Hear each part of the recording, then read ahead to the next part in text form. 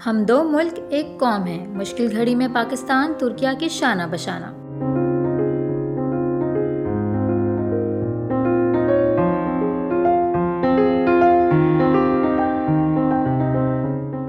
पाकिस्तान से इमदादी कार्गो तैयारा तुर्किया पहुंच गया। वजीर आजम पाकिस्तान मियां मोहम्मद शहबाज शरीफ की हिदायत पर तुर्क भाइयों की मदद के लिए पाकिस्तानी कार्गो तैयारा 90 टन इमदादी सामान लेकर तुर्किया पहुंच गया। इमदादी सामान में 1200 मौसम सरमा में तहफ़्फ़ुज़ देने वाले खेमे और दीगर इमदादी सामान शामिल है। तुर्क अवाम से यकजहती के पैगाम के साथ इमदादी सामान ज़लज़ला मुतासिरा सूबे अदाना में पहुंचा।